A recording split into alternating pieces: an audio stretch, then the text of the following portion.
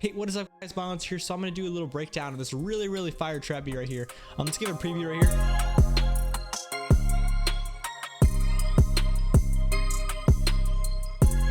Yeah, so this beat is super duper fire, and I made it actually as a collab between me and this guy named Unplugged Beats. Unplugged Beats is a YouTube channel, his link in the description. He's also just a dedicated subscriber of mine. So yeah, Unplugged Beats made a couple MIDI files, and I'm gonna be showing you how I turn those MIDI files into the entire beat. Let's get into it. Woo! Okay, so he sent me 3 MIDI files, and this is the one I chose right here. Let's listen to it.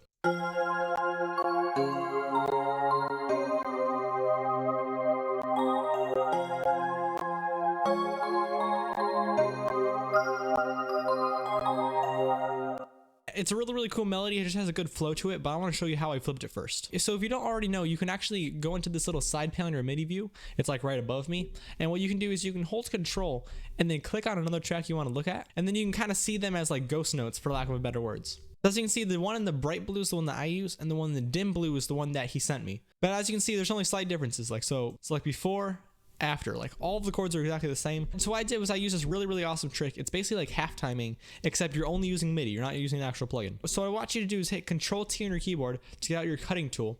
Change your snap to grid to 1-1. So that's a whole note, and then just cut every single whole note. And then go on your farthest one, hit Control Shift and drag it so it's double in length. So it says 200%. And then hold Shift and drag it inwards so that they're all half as long. So it's like you took a sample, you made it twice as slow, and then you cut it off and only use the first half. So now if we join all those together by going bounce to clips.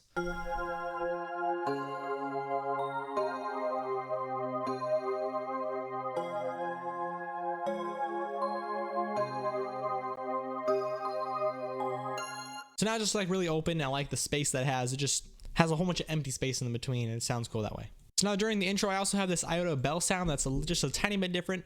Just has a couple extra notes I added in. First sound and this one together sounds like this.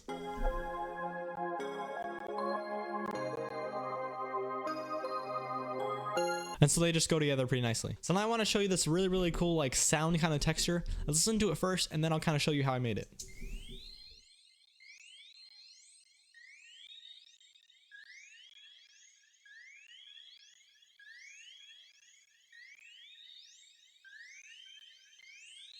So that's a really cool sound. It has a lot of interesting delays. It has some cool sound effects in there. As you can probably tell, there's actually a glide in there. So I'm going to show you how I did that first. If you go into Complete Control and you drag in a one shot that you want to use, you can actually add the glide inside of Complete Control. So here's what the original sound sounded like. It's a pretty like long ambient kind of sound right there. But now if you go into this little like preferences kind of wheel thing here, and then you change polyphonic from instead of like 8 or 16, whatever it defaults to, change it to legato. And then turn up your glide to like 25 milliseconds. And then you can actually just go on your keyboard, even like, you can just do a whole bunch of glides. It's a really cool thing to work with.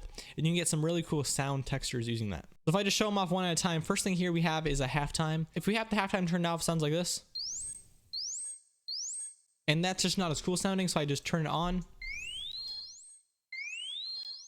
So, and the master mix is on 79%, so you still have a little bit of the high end there that you can use for like a cool kind of delay kind of sound. Then I added the drip plugin on. I have this XL preset, and it adds a lot of like depth and like chorusy kind of stuff to it. Let's listen to it before, then after. And then I also added this Valhalla Supermassive on it. Listen to it before. This one makes the biggest difference. Ready?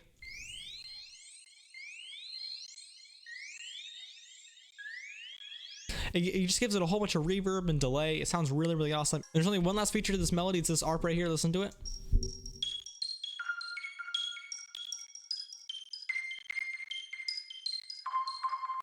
You might be wondering, Bongonzo, how did you come up with such a weird sound? And why does it sound so random? So what I actually did was I took a MIDI clip, just like this one over here. And then I went over into this plugins window. So you have the effects plugins, you have your MIDI effects plugins, and you have your instruments area. I want to go into the MIDI effects section, drag Arpeggiator onto this track, then change units to notes, change your rate to 16, and turn output off. And listen to how that sounds. That's pretty cool. And you can totally imagine like having that in the background would sound really fire. And also, by the way, if you right click on this and you go to bounce to clips, it actually converts it from that kind of stuff to actual notes. So as you can see, this one isn't as fast as the other one was. So basically what I did was I did that halftime trick. I also then put a shaper box on it. So actually without the halftime, it sounds like this. It's just going all over the place. But if we have it turned back on, it just seems to have everything more controlled. It's actually kind of crazy. If you listen to the before and after with this drip plugin, it's just playing like quarter notes basically. But then if you turn the drip plugin on,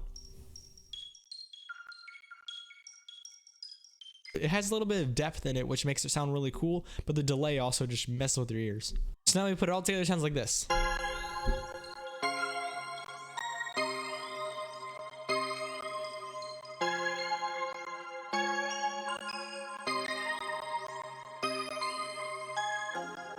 So that's really, really fire, but if you actually turn off all these effects, it sounds very different.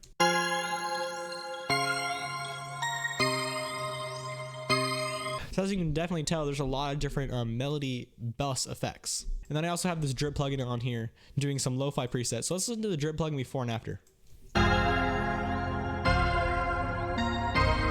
And after.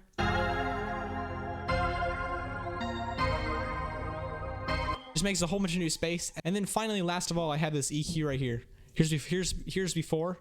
Then here's after. It makes such a big difference because there's so much low end in there that's super annoying. So now let's check out this 808. I literally just copied the bass notes of the melody into the 808 track and then chopped them up a little bit so that there's more rhythm.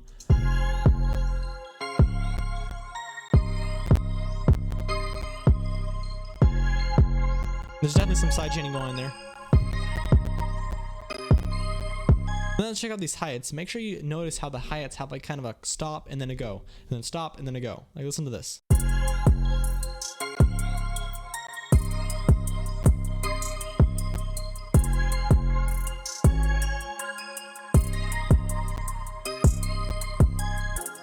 If you hit Alt-C on your keyboard, we can actually open up the MIDI view.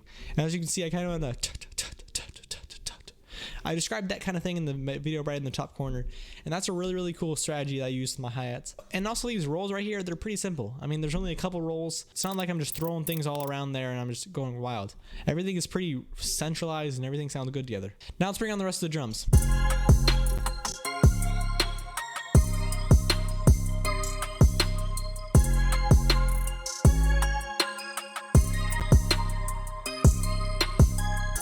I use this little radiator plugin on my 808. If we take the distortion off, it sounds like this. It just adds a lot of meat to it. The whole thing alone sounds like this. And then we put it all together with everything. If we take off the effects, we can listen to it alone. And then I added this plugin called Little Altar Boy on it. It sounds like this now. It adds a lot of high end because what I'm doing is I'm pitching it up an octave and then turning the wet down a little bit. So we just have like a... And then I also have this drip plugin on. I'm using the drop preset, which is a really like long reverb thing. Like... And then after.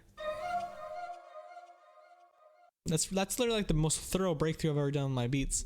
But I'm going to show the final beat at the end of this video. If you like this video, hit the like button. If you really like it, hit the subscribe button. See you guys next week, Tuesday, Thursday, Friday. Thank you so much, Unplugged Beats, for sending the MIDI file. It was a really fire beat that came out of this. I'm going to show you at the end of this video. See you guys later. Woo!